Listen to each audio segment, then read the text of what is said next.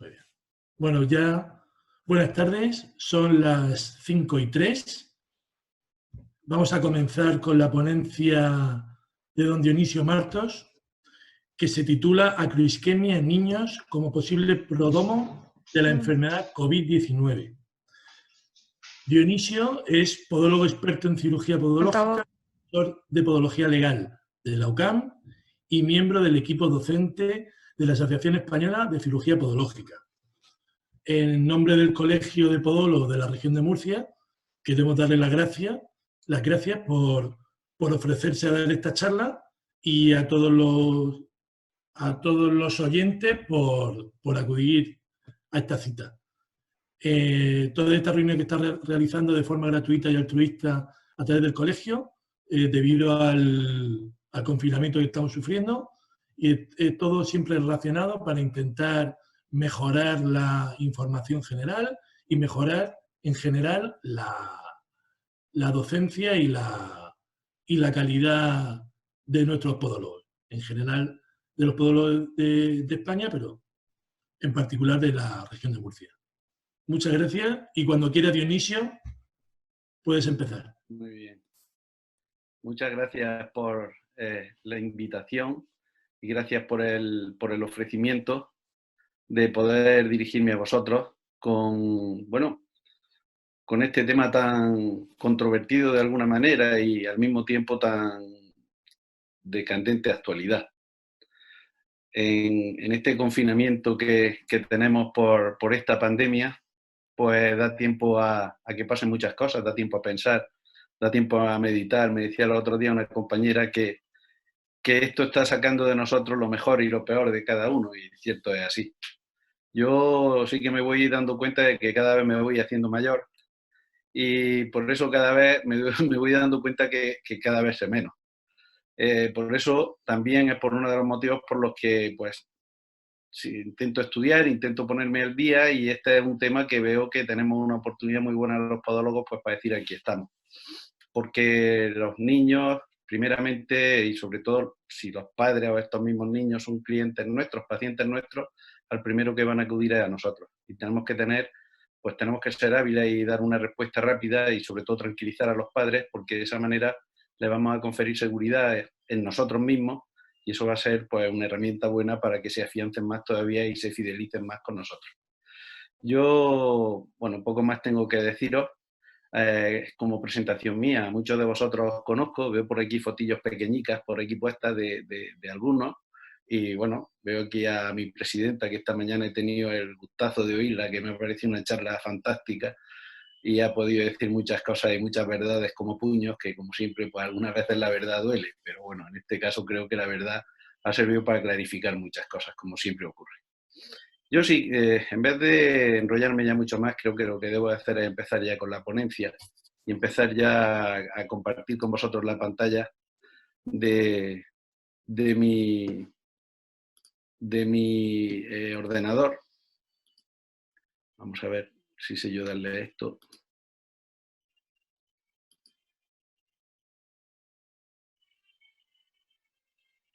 Ahora, ¿se ve bien? ¿Se ve bien la presentación? Sí, se ve bien. Sí.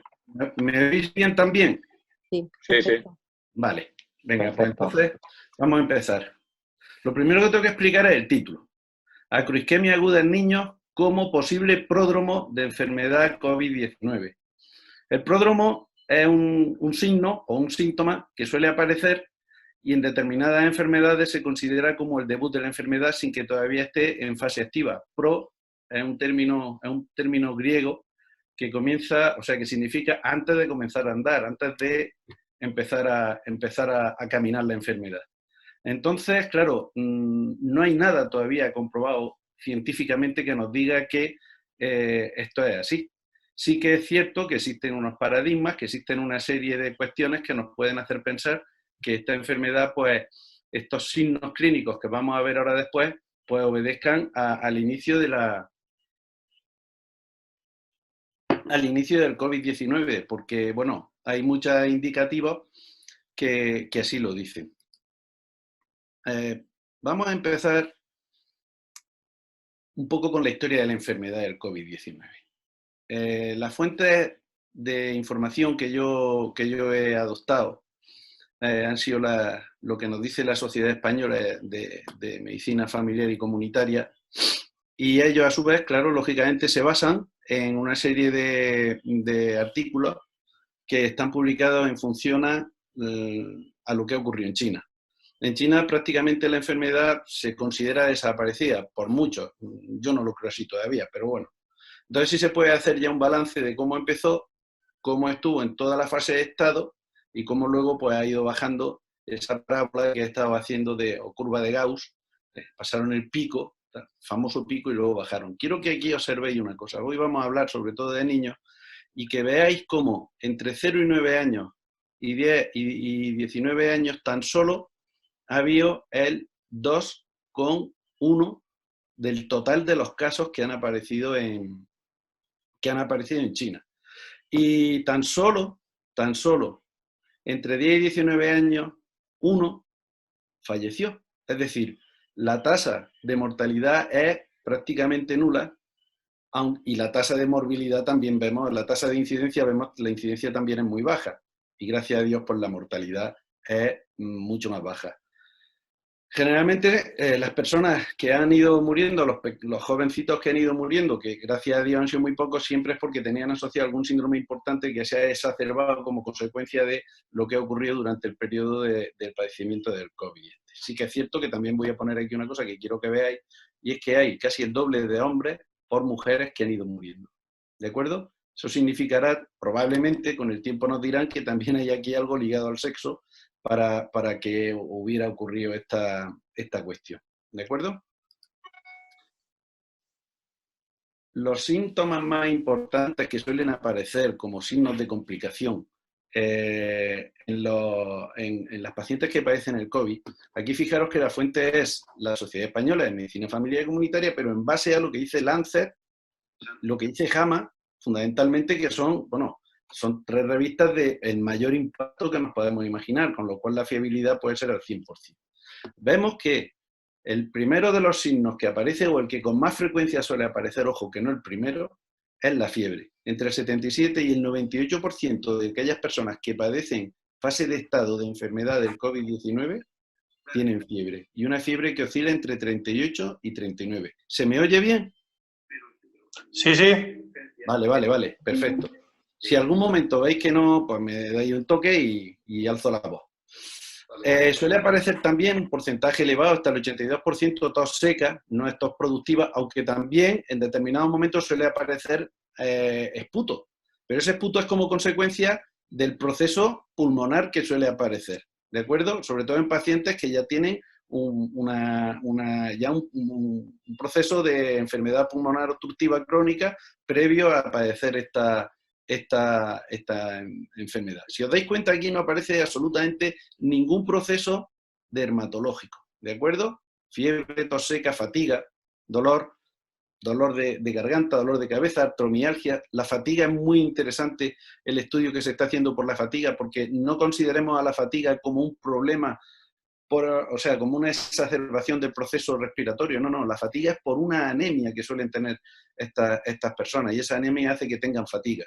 Después iremos viendo esto un poquillo más despacio. Volviendo otra vez al tema de los niños, el COVID en los niños, pues fijaros que hay una cosa que es importante. Seguimos con la misma fuente de información y seguimos con los estudios que se han realizado en China. Los niños tienen la misma probabilidad de infectarse que los adultos. Es decir, los niños pueden infectarse exactamente igual, pero la enfermedad va a transcurrir de manera silente, no va a llegar siquiera a ser una enfermedad, van a estar contaminados, van a estar contagiados, van a tener capacidad de contagio, que eso sí que es muy importante, pero ellos el padecimiento va a ser mínimo, ¿de acuerdo? Y cuando aparece, las manifestaciones clínicas son mucho más leves que en los adultos. Fiebre, tos, congestión, rinorrea, vómitos o diarrea, importante esto también. Pero lo más importante siempre que tener en cuenta en los niños es la fiebre. Fiebre y tos, y sobre todo vómito y diarrea. Menos del 10... perdón. Vamos a pasar. aquí. Vale. Menos del 19%, o sea, con menos de 19 años, en China han aparecido solamente el 2,4% del total de los casos notificados. En la anterior diapositiva hemos visto que era el 2,2%. Depende de los estudios, pero fijaros, nunca suele pasar del 2,5%. Dependiendo de la fuente de información que tengamos, pero nunca pasa del 2,5%. De todos los infectados, es decir, de este 2,4%, tan solo el 2,5% desarrollan casos graves. Fijaros que es un porcentaje bajísimo, bajísimo, muy al contrario que ocurre con las personas mayores. Y tan solo el 0,2% de este 2,4% desarrollan casos críticos. Y cuando hablamos de casos críticos son aquellos que necesitan oxígeno y fundamentalmente respirador. ¿De acuerdo? Es importantísimo que tengamos esto en cuenta. ¿Por qué? Porque sabemos que estamos tratando con personas que no son dentro del grupo de riesgo grande. Si a nosotros nos preguntan los padres, tienen que conocer o tienen que darse cuenta que nosotros le estamos dando una información de primera mano, manejando cifras exactas y sabiendo que no aparecen alteraciones y casos críticos en los niños. ¿De acuerdo? ¿Cuándo suelen aparecer los problemas más importantes? A partir del día 22. A partir del día 22 ya empieza la enfermedad. Y cuidado, en la heces se pueden encontrar virus 30 días después de su inicio. O sea, si aparecen en la heces 30 días después de su inicio, ¿qué significa? Que pueden transmitir la enfermedad. Es decir, conforme más vamos estudiando, más nos vamos dando cuenta de que menos sabemos porque van saliendo cosas cada vez más interesantes. Espero que, aunque el tema era lo de los niños, pero que este inicio de conferencia o de charla que os sea de interés, ¿vale? Aunque sea por cultura sanitaria general del COVID. El primer caso, ya vamos a entrar en el tema que nos ocupa. El primer caso, pues prácticamente todos habéis visto la revista, el artículo este que ha aparecido de Italia, de un niño de 13 años que presenta repentinamente lesiones en los pies, poco sintomáticos, el día 8 de marzo. Las características pues son lesiones eritematosos y violetas, de entre 10 y 5 milímetros de diámetro, con los bordes muy bien delimitados, en algunos casos, en otros no, que no aparecen, están en zona acra, que no aparece absolutamente ningún tipo de rotura de piel ni de lesión importante ulcerativa. Con el tiempo he habido algunos casos que luego veremos que sí que pueden aparecer esas lesiones ulcerativas, pero es lo menos, ¿de acuerdo? ¿Qué ocurrió? Que este chico, lo importante, lo que llamaba mucho la atención era que al poco tiempo de aparecer estos síntomas, estos signos dermatológicos, sí que desarrolló la enfermedad. Empezó con fiebre, empezó con tos, empezó con problemas de disnea. Fue una cosa no grave, pero ahí estuvo. Se le pidió, se le hizo dentro de la anamnesis que se le hace a todo paciente, pues se averiguó que la madre y la hermana o algún familiar más había estado, era portador, era COVID positivo, y se le pidió una muestra. Pero a día de hoy todavía no se ha reportado si aquella muestra era positiva o no, pero apunta todo a que efectivamente este niño desarrolló, porque la clínica obedecía también a todo el proceso de la enfermedad COVID-19. Aquí vemos las lesiones. Si os dais cuenta, vemos aquí así una especie de ampolla, como un flistema, tema importante, que pues tiene su líquido dentro, como cualquier otro, y bueno, hay que tratarlo pues, como se trata cualquier ampollita, como consecuencia de una quemadura o de un roce, de la misma forma que nosotros en consulta la podemos tratar, así es. Aquí, sin embargo, ya lo que aparece es una zona más eritematosa, si os dais cuenta, en la punta del dedo también, simulando muchísimo lo que son los sabañones. Ahora después vamos a ver un caso que me ha prestado unas imágenes a un compañero y lo veremos con mayor incluso calidad que aquí aparece. Vamos a seguir. Y ahora, si nosotros queremos saber cuándo funciona mal un sistema inmunitario, lo primero que tenemos que saber es cuándo funciona bien. Y bueno, pues permitidme que os presente una pequeña animación de cómo el sistema inmunitario de forma normal y competente es cómo actúa.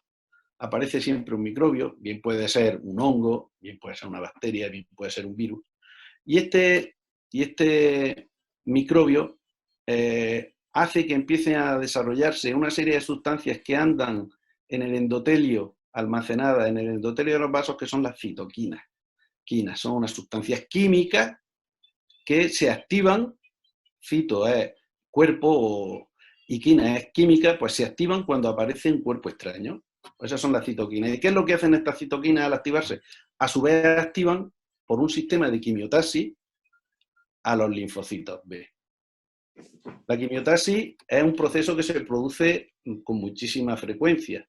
Quimiotaxis, por ejemplo, lo producen en las personas y en los animales se ve mucho, en el celo de los animales, las feromonas hacen que el macho se atraiga por la hembra y viceversa, por un proceso de quimiotaxis, ¿no? Bueno, pues aquí ocurre exactamente igual. Un proceso de quimiotaxis, una sustancia química activa a que empiecen a funcionar los linfocitos.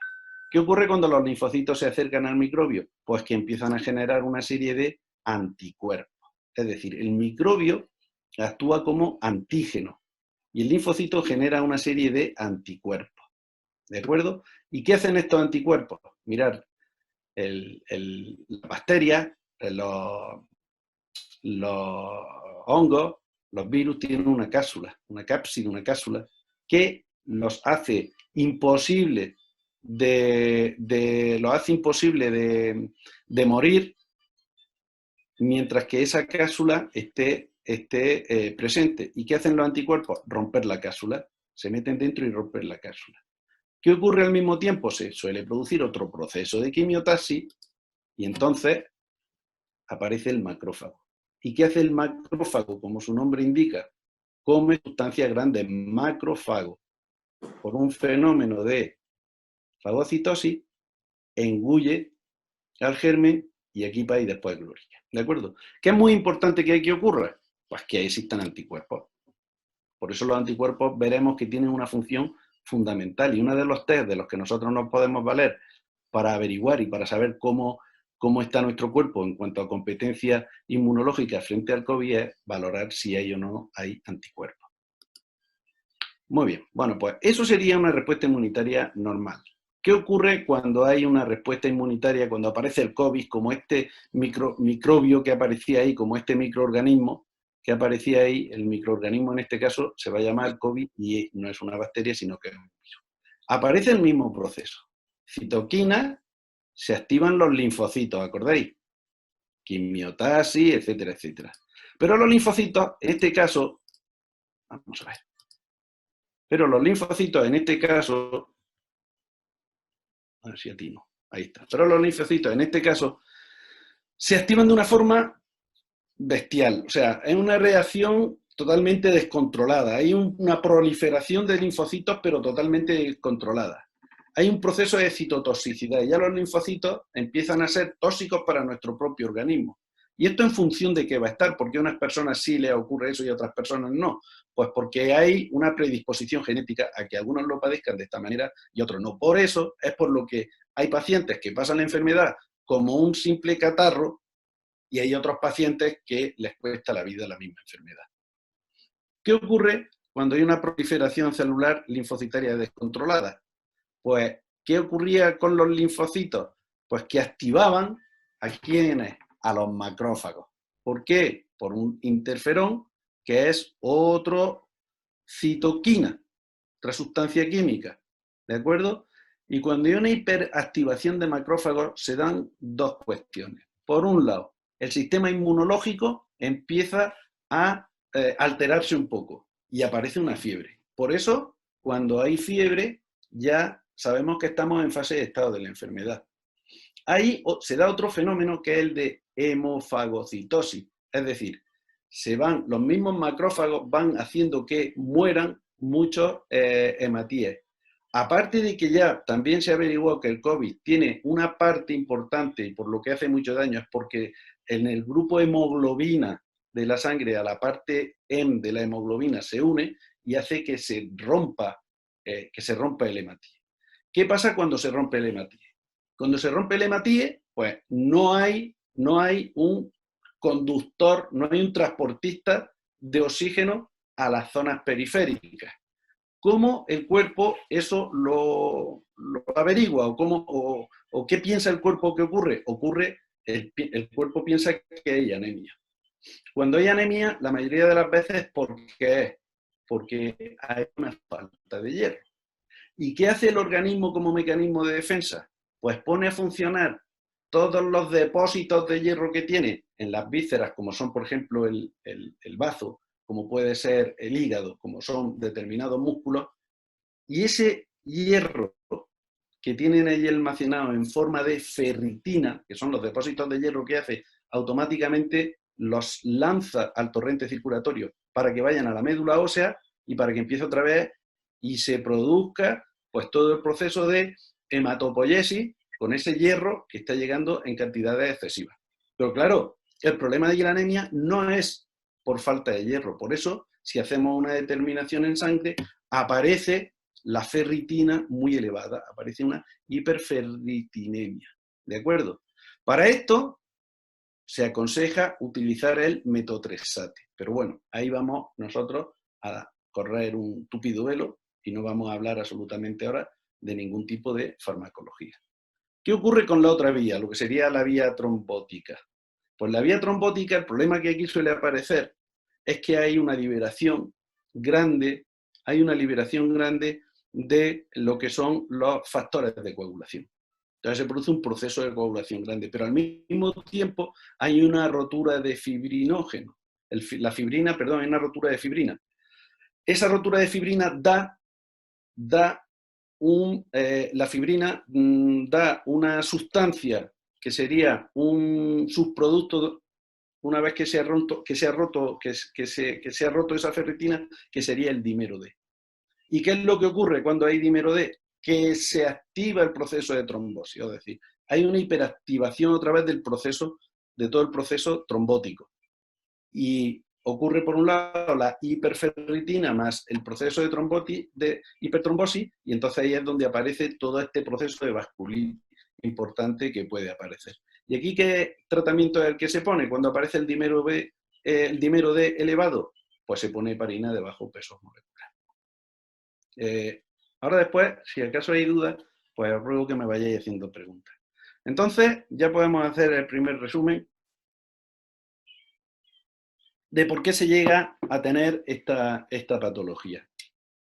Por un lado, el proceso hemofagocítico, es decir, lo que se llama linfohistiocytosis, o sea, ahí están los linfocitos trabajando mucho, linfohistiocytosis hemofagocítica, rotura de hematíes. ¿Qué se produce? Como hemos visto en la diapositiva anterior, exceso de ferritina y dímero D. Es decir, la analítica que se debe de pedir en estos casos, aparte ya de lo que serían los marcadores, que ahora después veremos, para saber el estado del paciente, los niveles de ferritina y de dímero D. Y están elevadísimos. Los niveles de ferritina y de dímero D están elevadísimos. Y por otro lado, ¿qué es lo que ocurre? Pues el mismo proceso, por toda esta tormenta de citoquinas, la estimulación de macrófagos, mastocitos y neutrófilos. Eso hace que exista un gran proceso inflamatorio, que ya de por sí el proceso inflamatorio también es lo que nos da un estado de hipercoagulabilidad. De manera que si venimos por un lado que digamos sería la parte de los linfocitos y por otro lado la parte de los macrófagos, mastocitos y neutrófilos, llegamos tanto por una vertiente como por la otra al proceso de hipercoagulabilidad, que es lo que nos da una vasculitis por vinemia. Mirad, yo trabajo también en un centro de salud y trabajo en un servicio de urgencia. Nosotros andamos ahí un poco como punta de iceberg.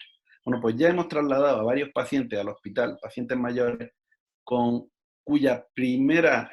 pródromo de enfermedad COVID ha sido un ictus.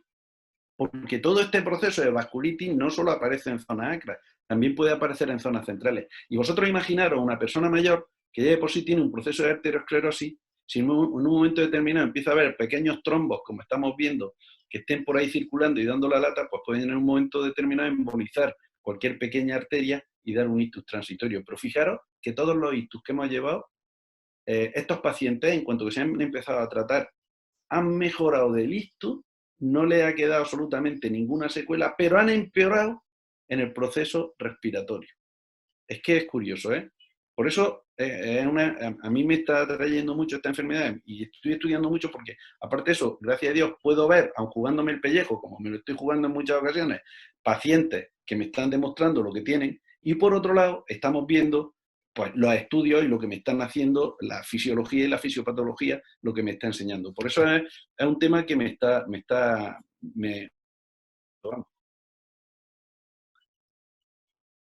Bueno, ¿cuáles son los diagnósticos test que nosotros podemos hacer para conocer el COVID-19? Pues tenemos 3 tipos de test. Esto en la televisión no lo suelen explicar mucho, pero tenemos que verlo. Y lo vais a entender perfectamente los problemas que hay después de que veamos esta diapositiva. Por un lado tenemos el test genómico, por otro lado tenemos el test de antígenos virales y por otro lado tenemos el test de anticuerpos. Cuando hablamos de test genómico es el PCR, ¿vale? Es una reacción de cadena de polimerasa. Al principio cuando decían, sin explicar nada en la tele, y yo oía, vamos a hacer la prueba del PCR, yo decía, ¿la proteína C reactiva qué tendrá que ver aquí? No, es que no es la proteína C reactiva. Es polimerasa, cadena, reacción. Es decir, una cadena, hay que hacer una prueba que se llama esto, la reacción de la cadena de la polimerasa. El coronavirus, es un test que no tiene ADN, es un test que tiene ARN. Este test genómico se hace solamente en ADN. Por eso se tarda en obtener los resultados del test, porque primero hay que coger, y el ARN, que es una única cadena helicoidal, hay que hacer una especie de réplica y sacar una doble cadena. Y entonces, en esa doble cadena es cuando se empiezan a utilizar una serie de reactivos y de cuestiones y tal, que son los que nos dan el positivo o no a una serie de bases. Sabéis que había bases púricas, pirimidínicas, el uracino, la guadina, tal. Bueno, pues esto tiene una secuencia, y si se ve que la cadena de polimerasa rompe esa secuencia, esos polímeros los rompe y aparecen esa secuencia de bases púrica y pirimidínica, aparecen en la forma que sabemos que tiene el virus, pues podemos decir que esas bases pertenecen al virus y por eso es PCR positiva. ¿Qué es lo bueno que tiene? Que es una técnica que está muy bien establecida, que está muy bien ensayada, que tiene una sensibilidad altísima, es decir, que nos da los positivos, nos los da, si te dice que es positivo, y tiene una especificidad también alta, que es, si tiene un negativo, es un negativo. Es el gol estándar. Es el gol estándar. Pero esta prueba nos dice si hay o no hay virus en el cuerpo, pero no nos dice si ese virus ha generado esos anticuerpos tan necesarios como para poder acabar con la enfermedad. ¿Qué inconvenientes tiene? Pues precisamente ese que acabo de decir, que no te dice los anticuerpos, pero bueno, eso ya los vamos a sacar por otras técnicas que ahora después explicaremos, que necesita personal especializado, claro, necesita personal especializado en laboratorio especializado, que tiene un tiempo mínimo 4 o 5 horas porque el proceso es largo y luego además es una técnica costosa. Es una técnica costosa. Ya sabéis que cuando hablamos de ADN y de todas estas cosas y genomas y tal, ya son técnicas costosas porque son técnicas realmente complejas y eso hace que sean con unos reactivos caros, con un instrumental caro, con una aparatología cara y luego también, claro, un personal que está perfectamente adiestrado para esto. El test de los antígenos virales. ¿Habéis oído hablar de los test rápidos que engañan al gobierno y qué tal? Bueno, pues estos son. ¿Qué es lo que ocurre con estos test? ¿Cómo se cogen estos test? Bueno, el PCR se obtiene de la mucofaringe, de la mucosa faríngea, se coge una muestra, un froti, hay compañeros que están muy adiestrados en hacerlo, enfermeros, bueno, te meten una tira, un bastoncito, pum, te cogen un froti, ese froti se mete en un medio de cultivo y se manda. Los test de antígenos virales, exactamente igual, se coge un froti y se mete en un medio de cultivo y también se averigua, pero ese no hace falta llevarlo al laboratorio. Aquí, ¿qué es lo que detectamos? El antígeno, es decir, el microorganismo, el germen, lo detectamos si existe o no. Es una técnica rápida, es una técnica que no tiene un coste muy alto y es una técnica que se realiza in situ. Eso serían las ventajas. Pero como inconveniente es que tiene una limitada sensibilidad.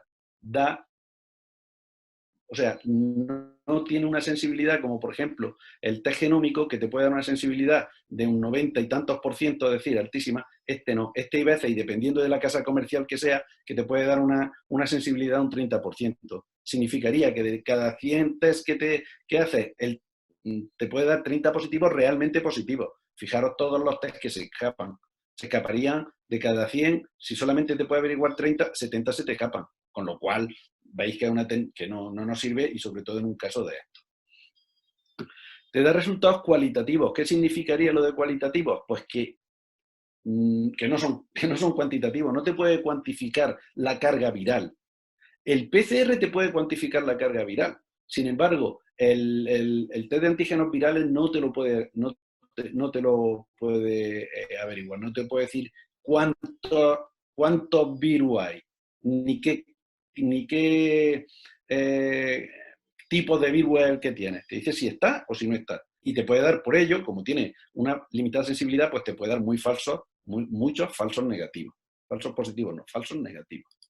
Y luego tenemos el test de los anticuerpos, que tendríamos el anticuerpo IgM y el anticuerpo IgG.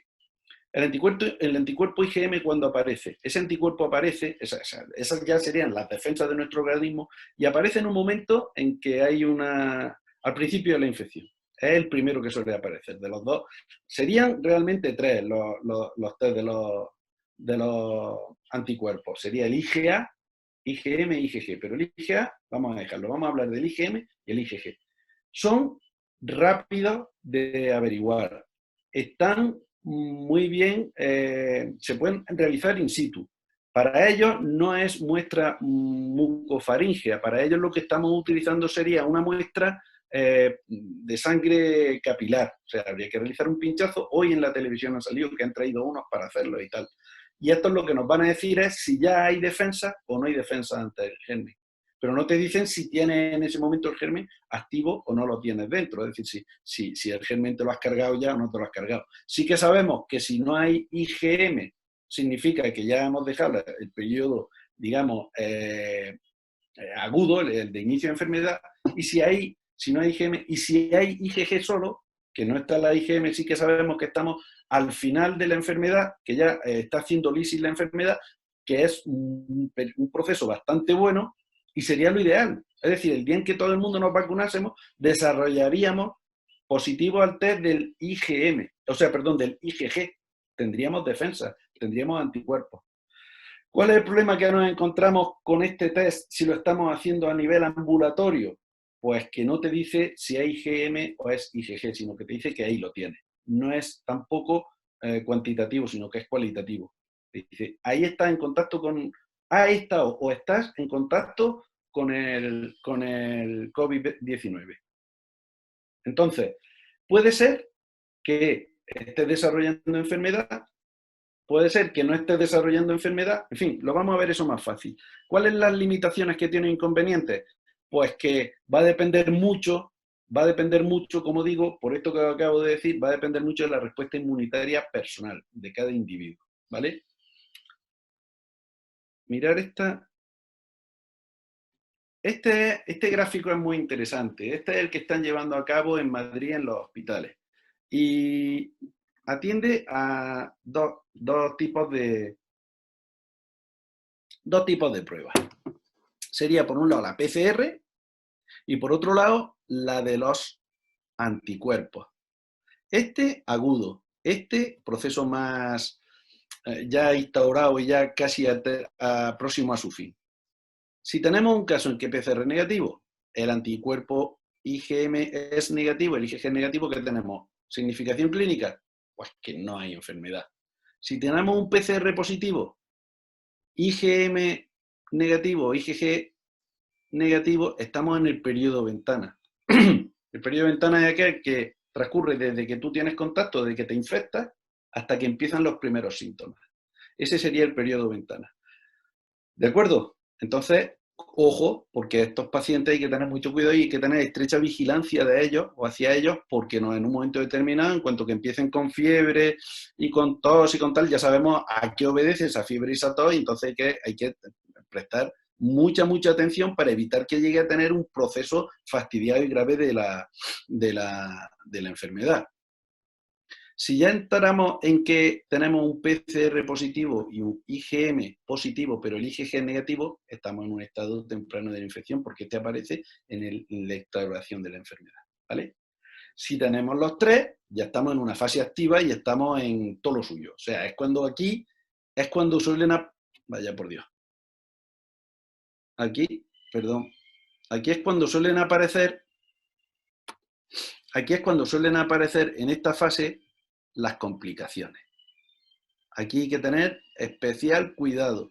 Especial cuidado. ¿Significa que tengan que estar ingresados? No, si no han desarrollado. Porque hay pacientes que están en esta fase y no tienen clínica. Y no tienen fiebre, ni disnea, ni ahogo, ni... Todo lo que hemos dicho, no aparece nada. Ni ictus, no aparece nada. ¿De acuerdo?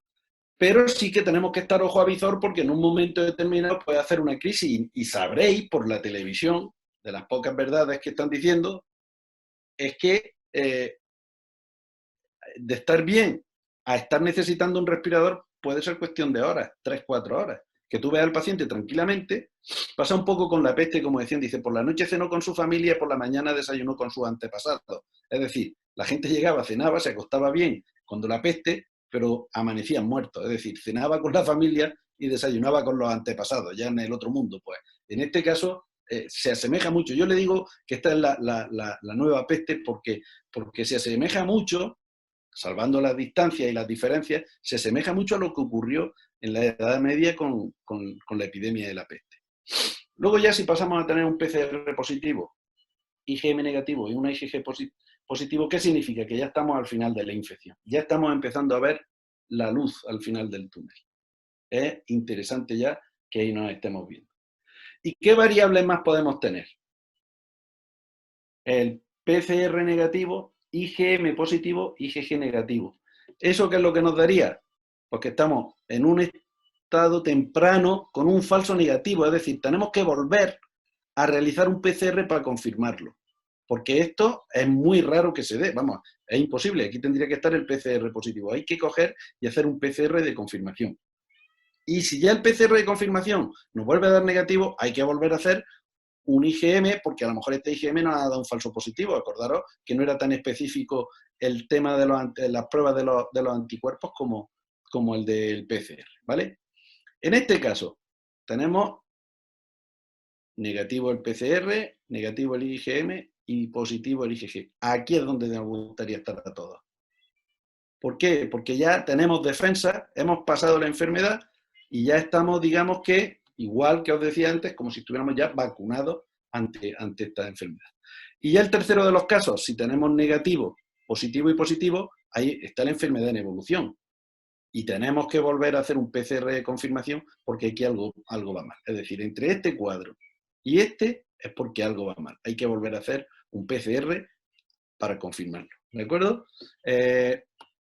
Quedaros bien con el cuadro este porque este es muy interesante y si todo lo anterior lo habéis más o menos entendido, he sido yo capaz de explicarlo, creo que os voy a llevar esta tarde una idea bastante clara de lo que es la enfermedad por COVID-19 y vais a entender mucho mejor otras cosas que podéis ir viendo conforme va evolucionando. Volviendo a nuestro chiquillo, ¿qué tenemos que hacer en el caso de que alguien nos llame y nos diga, mire usted, que es que mi hijo, fíjese, que le han aparecido que unas cosas, estoy asustado en la televisión? Lo primero de todo, el control telefónico. Y desde el primer momento, tranquilizar a la familia. Tranquilizar a la familia. Tranquilizar a la familia. Esto no me canso de decirlo, no alarmar, tranquilizar a la familia. ¿Habéis visto al principio la incidencia que tenía crítica en los niños?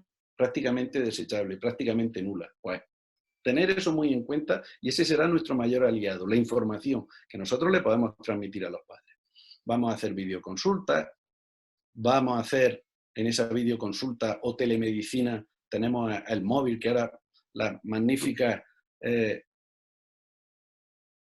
apps que tenemos que nos mandan fotos en el momento y una calidad fantástica, pues vamos a dar un buen uso de esto porque así lo merece. Abriremos historia clínica, lógicamente. El tema de la historia clínica es muy importante una cosa. Fijaros, yo en mi vertiente de la podología legal, os diría que en la historia clínica tenéis que poner siempre reflejar que es una videoconsulta o una consulta de telemedicina. Reflejarlo porque eso es muy interesante tenerlo. Y luego además, a nivel estadístico puede estar muy bien, porque puede que llegue un día que digamos, ¿cuántas consultas tuve? Bueno, pues tiras del archivo de historias clínicas. Oye, pues si tuve 15, bueno, yo creo que había sido más, o yo creo que, en fin, y viene muy bien. Y si luego tenemos la posibilidad desde altas instituciones de poder hacer un trabajo de investigación que, bueno, pues sería interesante todo eso tenerlo bien cogido. Por supuesto, guardar la fotografía, está claro. Y en la historia clínica, cuando le hagamos la anamnesis, es muy importante preguntarle a la madre, al padre, con quien tengamos la videoconsulta, con quien estemos tratando, es muy importante preguntarle si él sabe o ella sabe, si el niño o niña está en contacto o posible contacto con alguna persona que haya desarrollado la enfermedad del COVID-19.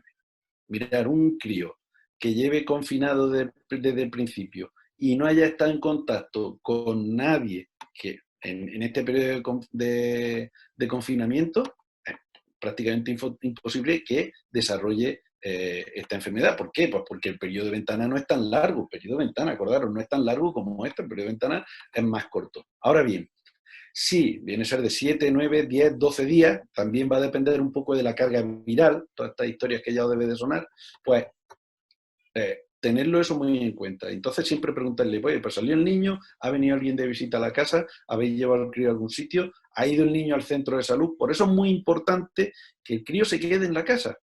No tiene que ir al centro de salud, no tiene que venir a nuestra consulta. Si se queda en la casa, si la aplicación de cualquier producto a esas pequeñas lesiones lo puede hacer la madre perfectamente, porque ahora después hablaremos de cuál sería el tratamiento. No merece la pena. Ahora, si ya empezara el crío con fiebre o disnea, estuviera mal, ya tomaríamos otra determinación. Pero la anamnesia es fundamental. Y como digo, y además lo digo con mucha énfasis, no alarmar, tranquilizar a la familia, tranquilizar al menor, que no se vea al menor como una víctima, que no se vea al menor como un enfermo. Cuando nosotros le tenemos que decir que continúe el confinamiento en su domicilio, que se queden allí, que estén tranquilos y tienen que vigilar la fiebre, la tos y la disnea. Punto, pelota. Y lógicamente las heridas. Pero fundamentalmente como signos generales, como signos, la fiebre, la tos y la disnea. Y tampoco hace falta que estén todo el día con el termómetro detrás del chiquillo. Hay que tomarle la temperatura una vez al día, una vez cada 2 días, una vez al día estaría bien, y no coger y decir, nene, ven que te voy a tomar la temperatura. No. Vamos a hacer un juego, nos vamos a tomar toda la temperatura. Escucha, papá la tiene de no sé cuánto, yo la tengo, a ver quién gana, a ver quién. Hacer siempre esto y enseñarle a los padres a que al crío no lo deben de victimizar y verlo como algo, pues casi como un juego, porque los niños como más aprenden es jugando. Eso lo tengo yo muy claro y todavía me pasa, que yo como más aprendo jugando, y no soy un niño, creo. Pero es muy importante eso. ¿Cómo vamos a hacer el control de las lesiones? Si el chiquillo no te dice, mamá, me duele el pie, mamá, tengo aquí esto, mamá, mira, parece que esto se me ha hinchado, mamá, mira, parece que... Tampoco hace falta que estés todo el día detrás del niño, a ver cómo tiene esto, vamos a medirla, vamos a no sé qué, vamos a hacer una foto. Sí se puede hacer como un juego, lo de la foto, y decir, vamos a hacerle una foto. A los 4 o 5 días, vamos a hacer otra foto, venga, vamos a hacer fotos a ver cómo estamos, a ver no sé qué, pum, aprovecha y le hace 2 o 3 fotos. Y con nuestros maravillosos móviles comparamos una lesión con la otra. Entonces, por un lado tenemos estas imágenes haciéndolo dentro de la mayor naturalidad, como si fuera un juego con el crío, que los padres estén tranquilos, que no pasa nada.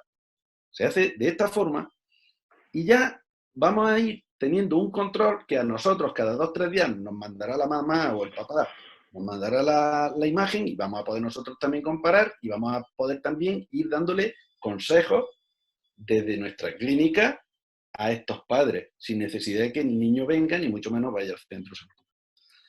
Que aparece prurito, que aparece tal, pues podemos utilizar algún corticoide, alguna crema corticoide, algún antihistamínico, nunca ponerle frío, porque si estamos en una vasculitis posible y le ponemos frío, lo que vamos a es acerbar y agravar el proceso. Sabéis que el frío lo hemos utilizado muchas veces cuando hay un proceso inflamatorio y nos pica un insecto, se nos pone aquello de aquella forma, pues nos ponemos hielo. En este caso no utilizar el hielo. El hielo, no, simplemente un poquillo, ni utilizar tampoco un paño con alcohol ni cosas de estas, no, simplemente una crema corticoide que se le puede dar y va bien, ¿vale? Pregunta.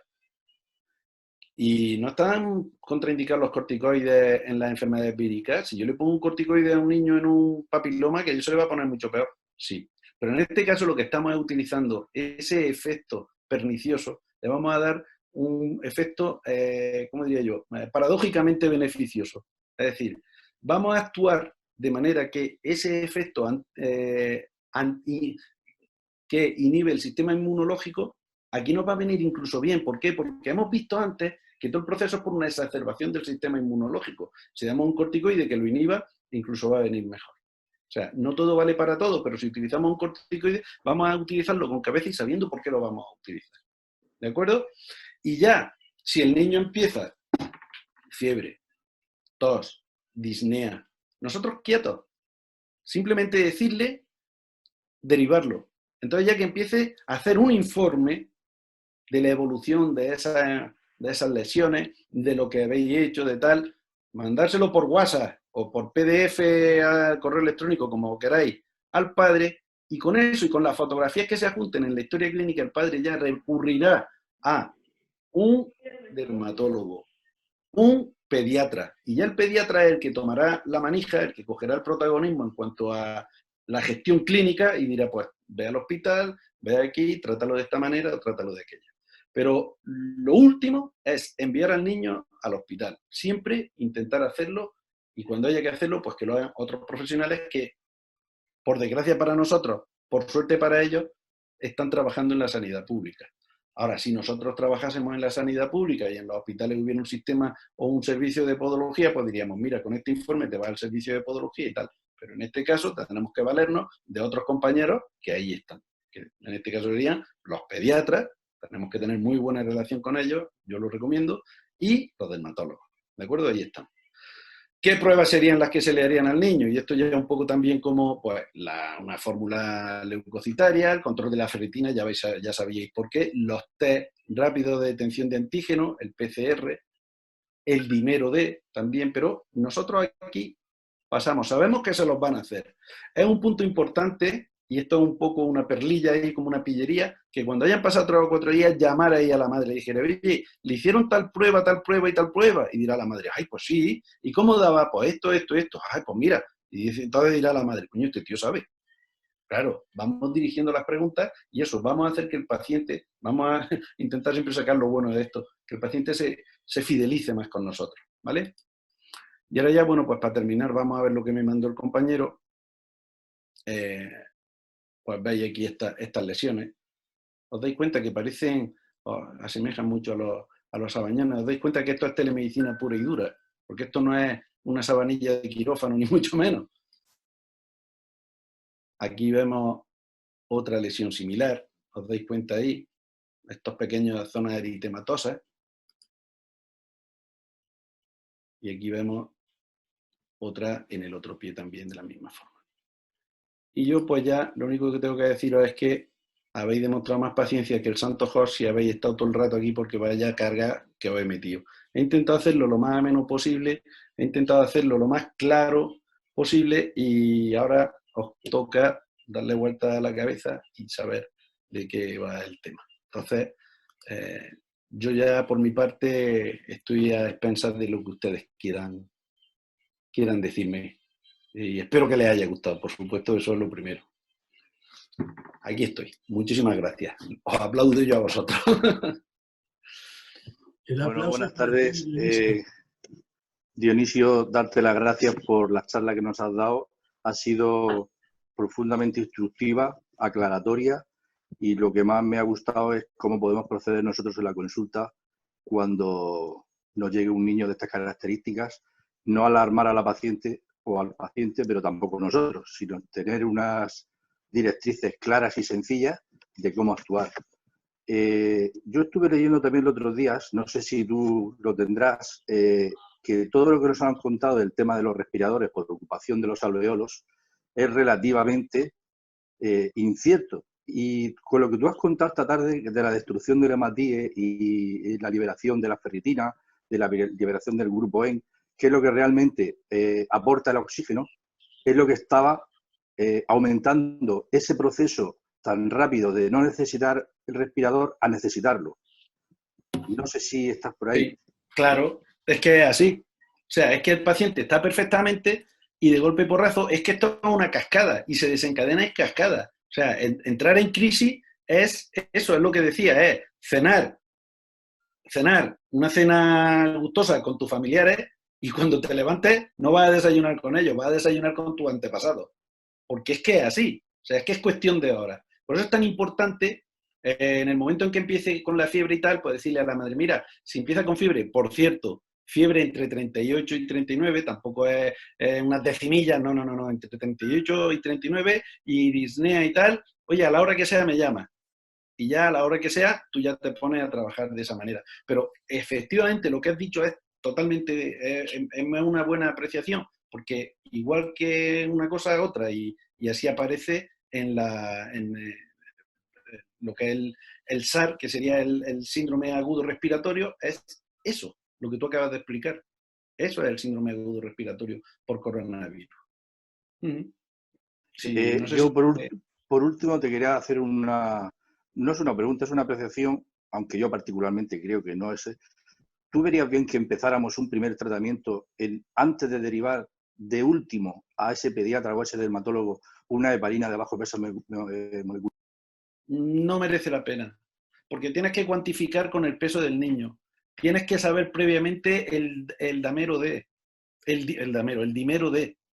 Entonces el dimero D, si lo tiene elevado, es cuando está indicado poner la heparina, si no, espérate. Otra cosa que también es importante, que no lo he dicho, pero ya aprovecho con esto, con la pregunta que me ha hecho, que me parece una pregunta muy interesante, por cierto, y la respuesta creo que también te lo ha podido aclarar.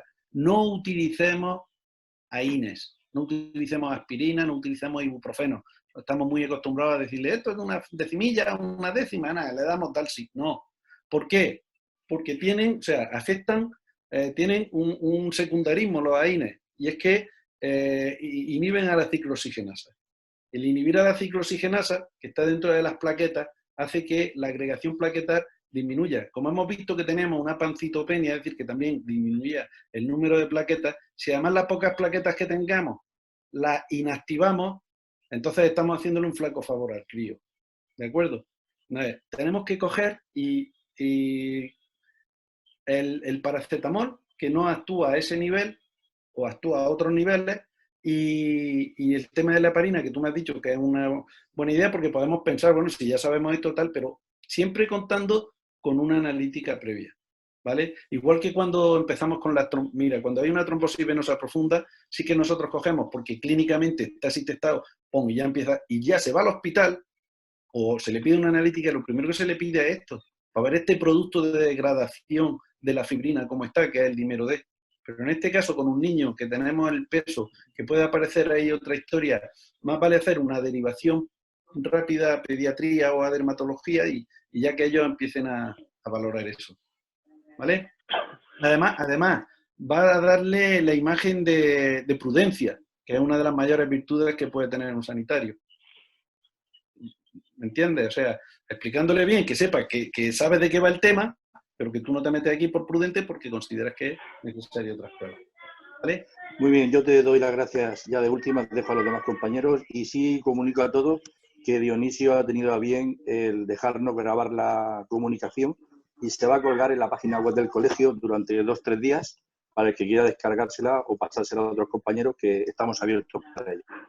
Tratito, mil gracias y tu predisposición, Dionisio. De todas maneras, respecto a esto te diré que yo me la descargaré y yo la dejaré alojar en mi canal de YouTube si el colegio no tiene inconveniente. Ninguno. Esto es para todos. En el canal de YouTube, y el que quiera ya después, porque a lo mejor te la baja ahora y dices, joder, esto se te pierde, yo qué sé, por cualquier... Y dentro de tal, o a lo mejor dentro de 2 meses, aparecen otras cosas que desmienten esto. Y vamos a ver qué nos dijo el mentiroso de Dionisio, ¿no? Puede llegar a ver aquello. Espero que no sea así. Ya sabes que si hay algo nuevo, estamos abiertos para que nos lo comuniques. O el que lo averigüe. Más Dionisio, cosas. Sí, ¿puedo...? Hola, María del Mar. Hola. Mía. Muchas gracias por toda la información que has compartido con nosotros y saludar a todos los compañeros y esperar que estéis todos bien. Te comento, yo he tenido algunos casos que puse un vídeo por redes sociales hecho para los pacientes para informarles de este tipo de lesiones y me han llamado por teléfono mandándome fotografías. En algunos de ellos no han tenido contacto con nadie ni han salido de casa desde el confinamiento, pero cuando han empezado a salir las lesiones, a la semana o a los 2 o 3 días, la madre u otro hermano han empezado también con diarreas, con dolor de cabeza y con dolor de garganta, pero los niños no han salido desde que empezó el confinamiento. Lo digo por el periodo ese de ventana que has dicho, que a lo mejor en los niños es más largo, no lo sé. Pues ahí pueden pasar dos cosas, María del Mar. Te agradezco muchísimo lo que has dicho porque es muy interesante y el resto de los compañeros ya pueden ver como personas como María del Mar, que tienen muy fidelizadas, porque me consta a sus pacientes en el momento que aparece un problema ya se lo están comentando. ¿Qué puede haber pasado aquí? Pues mirad, puede que la madre o el padre o alguien que haya salido fuera, puede que en el periodo que si sale a comprar, que si sale a no sé qué, las normas, pasa igual que cuando se rompen las normas de asepsia de los quirófanos, pues las normas de cuidado y de prevención se hayan roto, se hayan contaminado y después se haya contaminado el niño. Puede ser también que el periodo de ventana sea más largo en los niños. Ahora estamos al albor de la enfermedad esta y tienen que hacerse muchísimos estudios y se tienen que ver muchas cosas. Por eso es muy importante lo que dicen de la Organización Mundial de la Salud, las directrices. Test. Es que hay que hacer muchísimos test porque es la única manera. Y ya veremos a ver los test cómo se están haciendo, pero hay que hacer muchos test para averiguar. El gold estándar, ¿cuál? El PCR. Más caro, con esos inconvenientes que decía, pero hay que hacer muchos test. Pero eso que tú me dices ya nos hace pensar en que puede que haya un periodo de ventana más largo, puede que se haya roto estas medidas de seguridad por parte de los padres, pero es una cuestión interesantísima. Sí. O sea que gracias por compartirla. Luego, por otro lado, yo les he recomendado que lo comuniquen y que se hagan el test, pero por falta de test no podemos saber si son positivos o no. Esa es el hándicap. Es un problema porque no se puede hacer un estudio serio. Y por otro lado, otro de los síntomas que a mí me han llamado la atención son el edema, que casi todos se quejan de que primero han tenido edema y los padres pensaban de estar en casa, de no moverse y le decían, pues hace ejercicio y tal, pero un niño que tenga un edema de miembros inferiores es rarísimo, ¿no? Edema, dolor. Y si alguien lo ha empezado con síntomas, dolor de garganta y dolor muscular generalizado. Sí. Es lo que yo estoy viendo más. El primer caso que yo vi de una paciente ya adulta fue dolor de cabeza, dolor de garganta, sin focalidad y fiebre. O sea, dolor, pero eso, dolor de cabeza, dolor de garganta. Y lo que yo te voy a decir, ¿y tú a qué atribuirías el edema? Pues no lo sé, supongo que será por la misma respuesta de las citoquinas y todo el proceso inflamatorio que se produce. Es un edema linfático. Claro, la extravasación que se produce, yo pienso que es por eso, pero a mí me ha llamado la atención lo del edema. Es un edema linfático y ahí hay que, hombre, si es un edema bastante, hombre, intentar que el crío esté con los pies en alto o ponerle un vendaje semicompresivo. Un edema linfático, igual que el vascular, pues de capacitancia, y ese sería el tratamiento. Pero yo pienso, no te lo voy a decir al 100% y aquí me juego la mano, pero según la evolución de la enfermedad, yo considero que puede ser un edema linfático perfectamente. Gracias. A ti. Me alegro de verte. Igualmente. Rodea de libros, como siempre. Sí. Buenas tardes. Más? Sí, yo. ¡Chari! ¿Me oís? Buenas tardes. Hola, Vamos Chari. a ver a nuestros padres. ¿Verdad? Bueno, felicitaros tanto a ti como a Paco, al Colegio de Murcia, por la iniciativa. Que bueno, que nos hace mantenernos informados y al tanto, y bueno, la charla ha sido fantástica. Ya lo han dicho todos y bueno, yo no quería quedarme atrás. Hemos hablado que estas lesiones pues se dan en niños, pero también se está escuchando que se dan en adultos. El otro día me comentaba a mí una compañera de una señora ingresada con 90 y muchos años, 98 años creo que me dijo, y que tenía este tipo de lesiones también. ¿La diferencia puede ser que en los niños solamente se den este tipo de lesiones y no nada más? ¿O es que lo que pasa que en los adultos, sobre todo estos mayores, estaba todo el mundo tan interesado en salvarles la vida, en que pudieran respirar y no se asfixiaran, que claro, nadie le iba a estar mirando los deditos de los pies? Eso por ahí.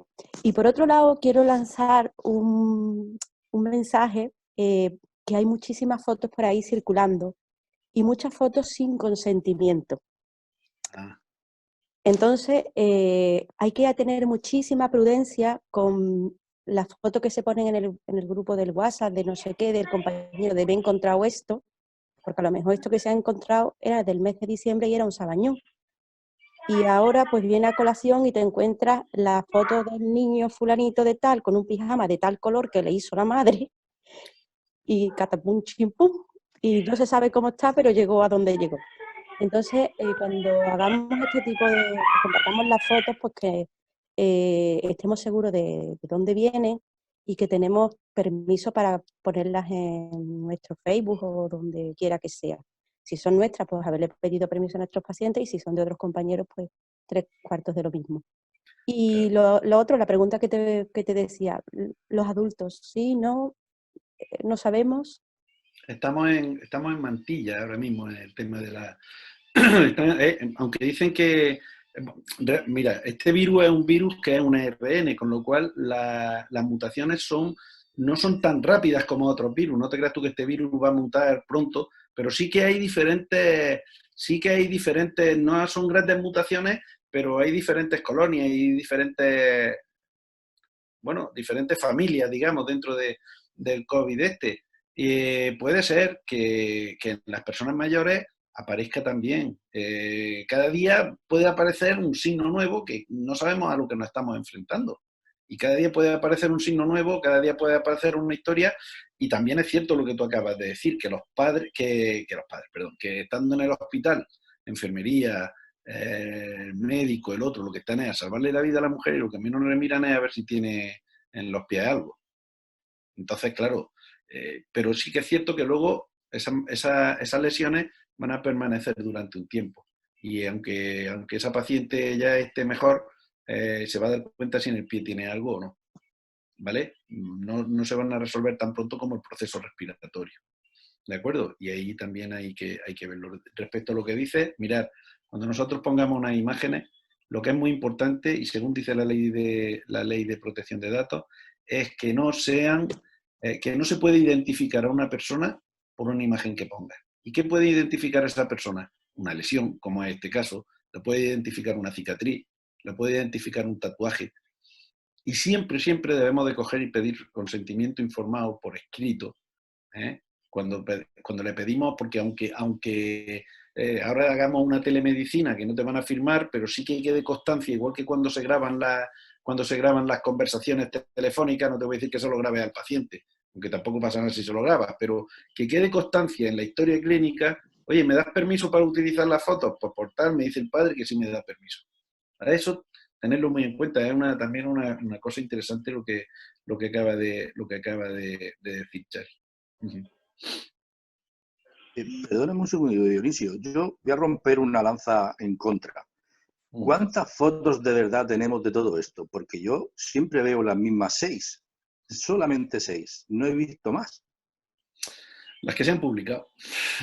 Las que se han publicado. Hay por ahí, luego en televisión también han salido algunas de dermatólogos. A los dermatólogos sí que le han hecho alguna entrevista en televisión española. Los otros días por la mañana vi una dermatóloga que ya van a hacer un trabajo de investigación sobre esto. La Sociedad Española de Dermatología en fin, la Academia Española de Dermatología va a hacer un estudio y tal, y son las fotos. Pero bueno, respecto a eso que dice de que siempre son las mismas fotos, es cierto.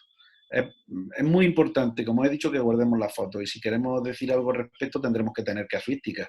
El absurdo del único caso clínico... Déjame, hijo, que estoy trabajando, ahora yo te doy. Entonces, pues eso es cuestión de que bueno, pues que lo hagamos de esa manera. Y sobre todo siempre con con el consentimiento de los padres. ¿Vale? ¿Alguna cosa más? Yo sí, buenas tardes. ¿Sí? ¿Tengo yo la palabra? Buenas, Diony. Ah, sí, hombre, está ahí. Muy buenas tardes, por ahí escondido, muy buenas. Muy buenas. Hombre, felicitarte lo primero. Luego, reforzar lo que acabas de decir de grabar un audio simplemente en el cual los padres te den consentimiento para autorización de las fotos, que eso no cuesta ningún trabajo y es algo que, por ejemplo, mi asesor en temas de protección de datos me insiste mucho, que para cualquier cosa siempre haya algún documento fehaciente de ello y esa grabación puede servir. Y por último sí que quiero hacerte una consulta, y es que se habla de no utilizar ningún tipo de medicación que no sea paracetamol. Si estamos hablando de una vasculopatía que se puede cursar con alteración de coagulación, ¿por qué no podría estar indicado, por ejemplo, el ácido acetilsalicílico que tiene efecto antiagregante? Por eso que te he dicho, porque hay una pancitopenia, hay una trombocitopenia también en estos casos, y entonces antes de hacer utilizar, sabemos que es mucho más seguro, es mucho más seguro el uso del paracetamol que el uso de cualquier AINE. Sin una analítica previa, solamente paracetamol y un corticoide tópico. No recomiendo que se haga otra cosa. Ante la incertidumbre de no saber cómo está esa fórmula leucocitaria y de cómo no saber nada. No utilizaría... Bueno, hablando de fórmulas leucocitarias, tener en cuenta que cuando hagamos la fórmula va a haber un viraje hacia la izquierda. Hacia la izquierda siempre, porque van a ser fórmulas juveniles, porque la médula ósea ahí va a estar ahí mandando juveniles y lo vamos a tener siempre hacia la izquierda. Volviendo al tema, ya dije que no recomiendo eso sin tener previamente una analítica, que tampoco pasa nada. Si lo vamos a poder solucionar con paracetamol, pues vamos a utilizar el paracetamol como primer fármaco dentro de la escala terapéutica, ¿vale? Y el corticoide tópico, o si utilizamos algún tipo de antihistamínico tópico, pues también se puede, si hay mucho picor. Pues nada, un abrazo fuerte. Igualmente, ya a ver si nos vemos pronto, que es lo que hace falta. Prontito, ya mismo tenemos cosas pendientes. Venga, Pues hasta luego. Hasta luego. Carles, que te veo por ahí, tío grande. Yo quiero hablar, cuando me dejéis quiero hablar. Venga, habla. ¿Ya? Sí. Vale, varias cosas. Al hilo de lo que ha dicho una compañera, María del Mar, sobre el hecho de que niños recluidos tienen las manifestaciones mucho más dilatadas en el tiempo del periodo ventana, cuando empezaron a salir las noticias de las lesiones, yo lo que hice fue, igual que ella hizo un vídeo, yo hice una difusión y además fue sorpresivo porque fue ponerlo y empezarme a caer correos electrónicos y WhatsApp de pacientes. Pero lo más sorpresivo es que las primeras personas que empezaron con manchas no fueron niños, fueron adultos y no fueron en las partes sacras. Fue muy curioso en las zonas del cuello y en laterales del torso, zonas de piel fina. Después, esto que estábamos diciendo también, después niños también, que también tengo, lo de la confusión con el sabañón. Si nos fijamos, el sabañón, si lo tenemos en mente, suele ser mucho más circunscrito, y aquí tenemos una zona central donde se asemeja al sabañón, pero después tenemos una zona como difusa que también está eso, y eso suele ser un patrón, al menos de lo que yo he ido viendo, que no es el sabañón circunscrito, brillante, un poco más turgente, sino que es un poco como más difuminado, ¿vale? Eso ahí, anotado. Los padres salen a comprar, salen los abuelos a comprar, entonces hay una cantidad de asintomáticos, no se han hecho test ni se van a hacer, hay una cantidad de asintomáticos que están en periodo ventana de contaminación con una carga viral muy baja, pero están. Entonces puede ser que hagan contaminaciones de muy baja carga viral y la sintomatología prácticamente, más que sintomatologías, tengan signos, pero ya sí. Un poco ahí. Y una pregunta que es la que yo te quiero hacer, que por eso es por lo que quería hablar. Hay un médico andaluz, que lo digo por el acento que lanzó, que a la semana, 10 días donde empezó esto a tener flor, dijo, Señores, la clave está en la ferritina. Cuando una persona con análisis se dispare la ferritina, se va a morir. Así de crudo. Claro, lo que tú has dicho, la cascada esta. Yo pregunto, ¿hay algún tipo de información que tengáis registrada sobre las analíticas de ferritina en los niños? Los niños no están en las UCIs, no han entrado en hospitalización, pero tenemos perfiles donde tengamos el valor de ferritina si se aleja de la normalidad en mayor o menor medida. Esa era mi pregunta. Y fuera de la pregunta es, me gusta mucho tu peinado. Fíjate que brillo, me he dado con camphor, yo me peino con camphor. Mira, si es que es lo que, volvemos a lo mismo, o sea, respecto a lo primero que has dicho, las manifestaciones que están en zonas de piel fina, claro, será en zonas donde la vascularización pues será más fina, tendrán los vasos sanguíneos más finos. A mí me gustaría también saber, en un momento determinado, cómo estaría la vascularización de los riñones.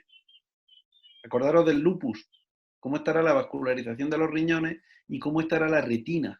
Acordaros de la retinopatía de los diabéticos por el tema de la microcirculación. Sí, es muy interesante porque, si os dais cuenta, no he puesto la diapositiva. Tenía una diapositiva por ahí, pero por no alargarme mucho, el segundo grupo de riesgo que hay en el tema este son los diabéticos. Sí. Y cuando hay un diabético... Tengo una compañera en intensivos que comentaba, si llegas a la hospitalización con mayor o menor grado, eres delgadito, no tienes factores de riesgo, vale, pero si eres diabético, hipertenso, con ligera obesidad, lo llevas crudo. Resistencia periférica y la microcirculación. Y además, no sé si habéis oído también, otro de los temas que ha salido, que es importante, es que la afinidad por determinadas células es en los canales donde se aloja el inhibidor, o sea, el inhibidor hay una enzima que es la angiotensina. Bueno, pues pacientes hipertensos que están con inhibidores, con los IECA, inhibidores de... Con los IECAs. Tienen apetencia por esos receptores. Exactamente. Entonces hay una especie de... Esos receptores, precisamente, esos receptores, si tú ya tienes una inhibición de esos receptores, eres mucho más propenso a que esa célula se fastidie. Estamos hablando de alveolos. Y entonces, sí, por en eso, el parénquima alveolar. Los que están con los IECAS también están dentro del grupo de riesgo. Por eso lo de los hipertensos. O sea, diabéticos e hipertensos. ¿Qué era lo otro que me habías preguntado? Que ya se... No, era eso. Lo otro era un comentario al hilo de lo de María del Mar. Que lo decía, de la crítica. Sí, lo de la ferritina, claro, básicamente esto. Hay muy poca... Ahora mismo, o sea, estamos ahora mismo en un estado en el que toda la sanidad está ahora mismo salvando vidas. Están con los pacientes críticos, con los niños, gracias a Dios, no hace falta que estén. Luego, pues, ahora nosotros en nuestro centro de salud, pues el tema de las analíticas se ha suspendido prácticamente, ya no sé, ahora ya se empieza a bajar la curva, a lo mejor ya se empiezan a hacer analíticas a otras personas que no sean oncología, que era lo único que estábamos haciendo, cirugía oncológica y tema el resto de los programas están completamente abolidos ahora mismo, están en stand-by hasta que esto se solucione de alguna manera. Entonces, claro, pero que es muy interesante tener la analítica de los críos, a ver cómo está esa ferritina sería muy bueno, nos daría mucha luz en el tema este, es cierto. Muchas gracias. A ti. ¿Hay alguna pregunta más para Dionisio?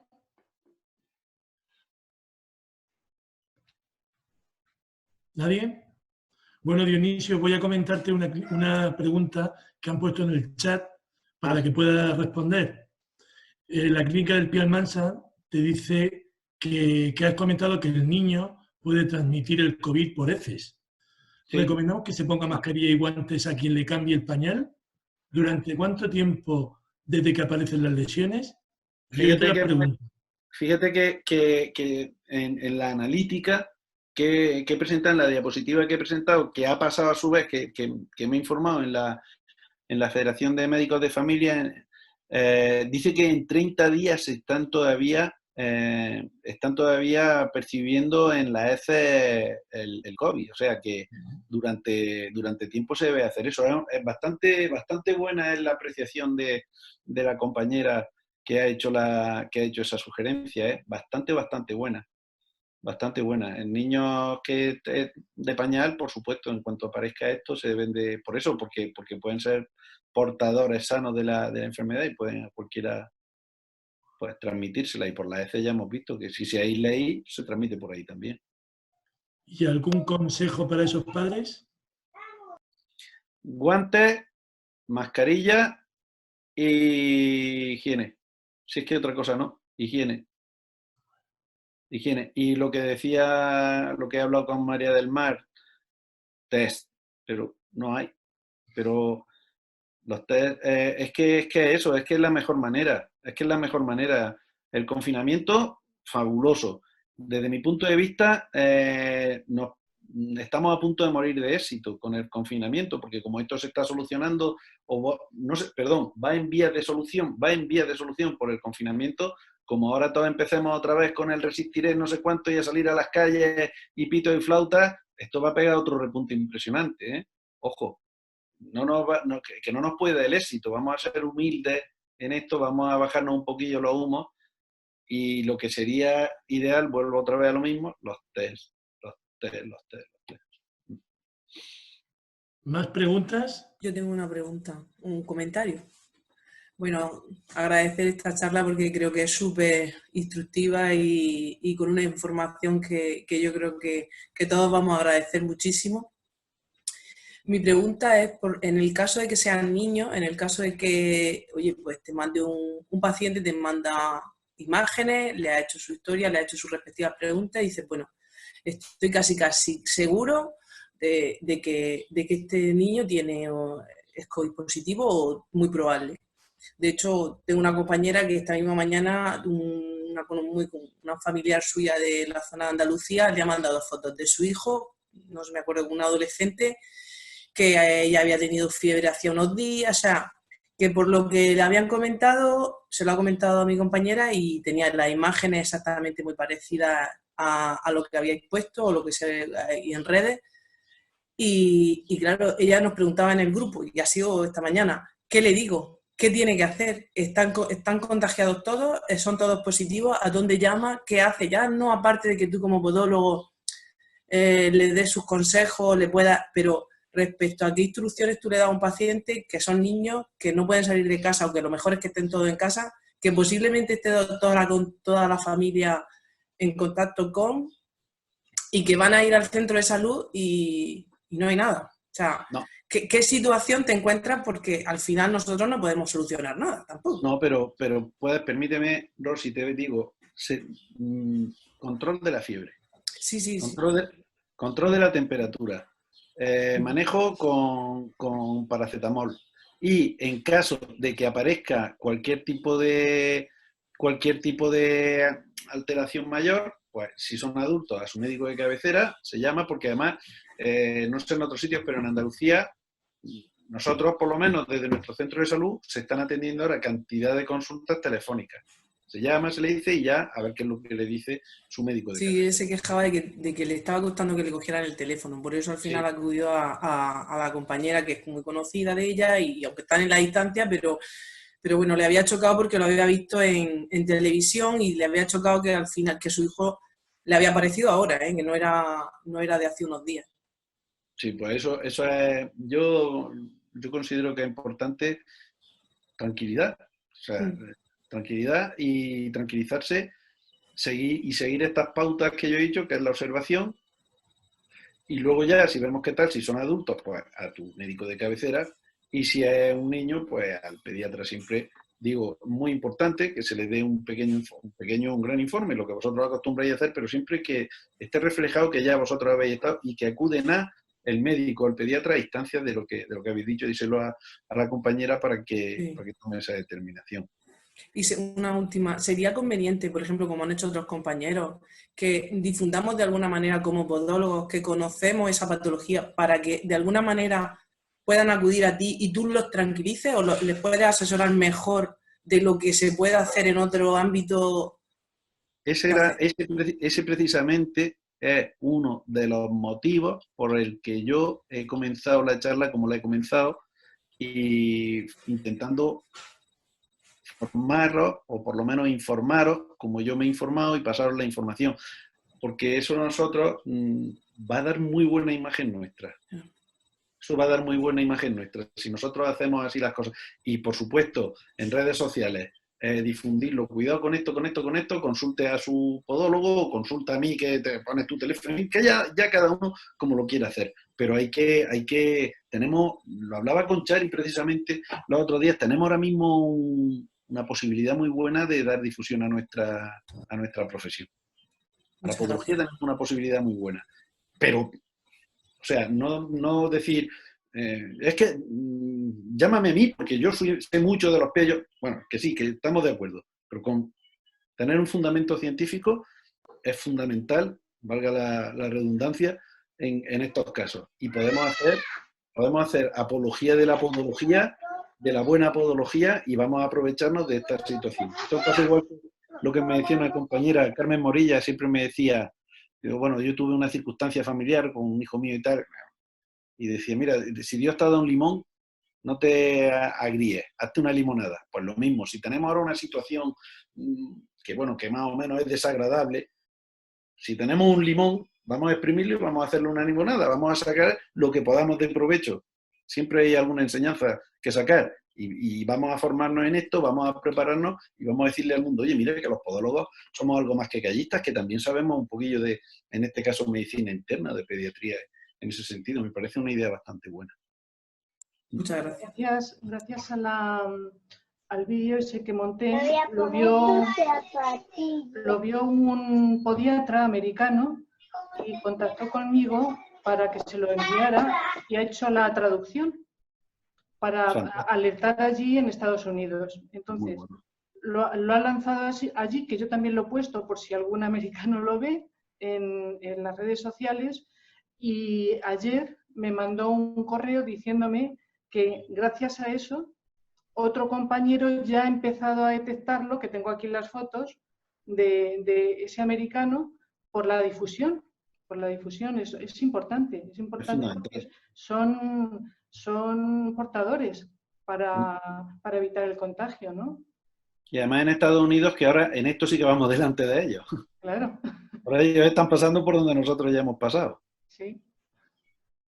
Yo, si me permitís un segundito, al hilo de lo que ha dicho Rosy, no sé en otras comunidades, pero aquí hay un teléfono de atención al profesional sanitario, que ante cualquier duda puedes llamar y te ofrecen cualquier tipo de pregunta que tú le puedas hacer. Y respecto a lo de la difusión de esto del COVID, me parece muy bien, es una cosa muy interesante que debemos de decirla, pero que no se nos olvide que existen más patologías, que todo es COVID. Claro. Sí. Otra cosa, ahora que dices lo de otras patologías, yo cuando hablé con los pacientes que me llamaron, pues claro, hice un diagnóstico diferencial, pero sería interesante tener un registro con una serie de preguntas que hiciéramos todas las mismas para ir recogiéndolas, para hacer todos el mismo registro y con las mismas preguntas y el mismo protocolo. Es mi opinión. Claro. Es que, y luego además, hacerlo de una forma que luego se pueda traducir a una estadística. O sea, variables dicotómicas y todo esto, y eso, para eso, pues, yo creo que los estadísticos, si un clínico le dice a un estadístico, quiero saber de esto, el estadístico te dice cómo tienes que hacer la pregunta, cómo tienes que dirigir la pregunta. Eso sería muy interesante. O sea, eso es un protocolo fantástico. Y todas una vez que se tuvieran, pues vamos a ver ¿qué te digo yo? En tiempo. En 5 meses. ¿Qué es lo que se ha recogido? Se enviarían todas yo eso le animo muchísimo a que se haga desde el consejo, y el que quiera que participe. Oye, se puede hacer un estudio buenísimo y luego ya te puedes poner a la altura de cualquier otro profesional diciendo, oye, es que tengo tantos cientos de casos, o tantos miles de casos, no vamos a ir es que n igual a 27. No, aquí ya llevamos un n grande en ese sentido, ¿no? Y eso lo mejor es hacerlo así. Yo eso estoy completamente de acuerdo también contigo. Se le puede decir, yo tengo un amigo que es epidemiólogo y estadístico. Le puedo pedir que nos haga una entrevista para utilizarla o hacerla entre todos. Es que tiene que haber un protocolo común de registro, si no es un desastre. Pero eso lo debe de llevar, desde mi opinión, desde mi punto de vista, lo debe llevar un colegio o llevarlo el consejo. El consejo, sí. Consejo... Yo también pienso igual. Si me perdonáis la intromisión, me consta fehacientemente, y así lo dirán los presidentes que están aquí, que José Mostazo está en ello. Lo que pasa es que es difícil de cuantificar los ítems, hay que hacerlo muy preciso y muy puntual. Nosotros somos podólogos, hay que buscar a alguien que realmente sepa. Y punto. Por eso digo lo del estadístico. Epidemiólogo estadístico sería... Hola, buenas. ¿Se me oye? Hola. Sí. Hola, mira, soy Avencia Arévalo, podóloga de la Cruz Roja de Córdoba. ¿Me oís? Sí. Estoy haciendo un pequeño estudio científico para detectar qué sintomatología hay con unas preguntas tipo y para hacer el estudio mucho más completo. He llegado un poco tarde a la conferencia, así que pues no sé si me estoy repitiendo, si habrá cosas que ya habréis dicho, pero lo que ha dicho la compañera de hacer una encuesta, yo ya tengo el protocolo hecho y tengo unos 300 pacientes con fotografías. He contactado con un laboratorio que el gobierno no nos deja hacer los test por nuestra parte, pero sí, si un laboratorio privado tiene una serie de test, sí los autoriza si es para un estudio concreto. Entonces me gustaría pediros la participación en este granito de arena que estoy poniendo. ¿Me oís? Sí, sí, sí, sí. ¿Alguien? Sí. ¡Ay! Vale. No sé cómo podríamos hacer llegar la cosa, cómo podríamos colaborar entre todos, pero me gustaría que todos tuviéramos en nuestros pacientes, le hiciéramos una fotografía y me enviarais a un mail o donde quisierais para que yo pudiera recoger ese estudio científico. La patología que habéis dicho, y yo hoy esta mañana que he estado trabajando solamente para un par de urgencias que he tenido, solo trabajo para urgencia, eran 2 uñas encarnadas bastante infectadas. Perdona, que tengo muchos hijos. No te preocupes. Pues me traigo uno. Hoy he hablado con el director médico de la Cruz Roja y estábamos hablando del horror que se nos está viniendo encima. Él me decía que la carga viral era importantísima. Tanto es como en la varicela, en el sarampión, que aparecen esos exantemas que nosotros estamos viendo ahora en el pie, el virus boca, mano, pie, todos estos aparecen con un RAS cutáneo. Pero él me decía, Avencia, hay un síntoma más claro. Al paciente que yo detectaba con una conjuntivitis no duraba 12 horas vivo. Es un médico de urgencias que ha recibido una barbaridad de pacientes durante este fin de semana. Así que eso nos declama que la carga viral a la que estamos sometidas es una barbaridad y que los exantemas se van a producir tanto en pacientes asintomáticos como sintomáticos, tanto en niños como en tercera edad. Pero debemos de diferenciar bien esos grupos, que es para lo que yo estoy haciendo el estudio, pacientes asintomáticos, niños, pacientes asintomáticos. Porque la mayoría de los pacientes con los que he recibido los exantemas son o niños o adolescentes, pero también en adultos y también en gente que ha padecido la enfermedad. No sé si lo has dicho tú antes, ¿no? Están apareciendo casos, lo ha dicho una compañera, lo ha dicho la presidenta de nuestro colegio, Chari, ha dicho eso precisamente, que había personas mayores. Es que mayores, no le he oído, perdón. Lo ha dicho así de claro, que había personas mayores que tiene compañeros que están trabajando en hospitales y eso, que le ha dicho eso, que precisamente una de las cosas que posiblemente a nosotros ahora nos parezca un poco, no sé, un poco raro es que como ahora están apareciendo en pacientes, y ella dice que puede ser que, y es verdad, que estamos más pendientes de salvarle la vida al paciente que de ver si tiene una mancha en el pie. Es decir, aquí lo que vamos es a salvar... Claro, Puede que estén pasando... Eso, es que no, o sea, yo trabajo en un ámbito hospitalario, trabajo en el Hospital de la Cruz Roja y claro, o sea, mi estudio se lo pasan por alto, pero aun pasándoselo por alto, todo el mundo percibe que ya hay ras cutáneo. Y no solamente perciben que hay ras cutáneo en los pies, que es lo que yo he alertado, sino que incluso la carga viral llega a una conjuntivitis. Cuando ya el virus se ha apoderado de ti completamente, digamos, hasta te sale por los ojos. Así que estamos ante algo desconocido, pero que debemos de darle la importancia que tiene. Por eso os pido ayuda para mi estudio. Y aquí os enseño a mi bebé. Yo Es lo que ya me quedaba. recomendaría... Mira, Avencia, me va a permitir que yo te recomendaría que lo hiciera a través del colegio. Y te digo por qué. Yo tuve una experiencia con un estudio... Sí, lo que hice estamos sobre haciendo. diabético. Mira, perdona, yo tuve una experiencia con un estudio que hice sobre diabético hace ya muchos años. Cari, no sé si lo recordarás. Hicimos una publicación, Elvira Bonilla y yo, hace ya... Bueno, pues ahí, ¿sabes lo que hicimos? Hicimos unas reuniones con los delegados provinciales del colegio para todos los podólogos que quisieran entrar en el estudio y se nos enseñó, se nos enseñó, nosotros enseñamos los ítems que queríamos coger y cómo los queríamos coger para evitar secos. Entonces yo creo que si te pones en contacto con Chari, estamos deseando de coger y hacer estudios así. He contactado ya con ella, ya estamos en ello. Pues perfecto. Ya estamos en ello, yo os sigo aquí. Muchas gracias por atenderme. Sí, hombre. Las gracias a ti, que después de la carga viral infantil que tienes en tu casa, eso sí es una carga. No lo de los otros. Disculpa la broma, pero bueno, después de que estás con los críos para allí y para acá, oye, que... Y me alegro de conocerte, aunque sea también por la distancia. Buenas tardes, Dionisio. Hombre, Agustín, mi amigo Agustín. Un abrazo, lo primero.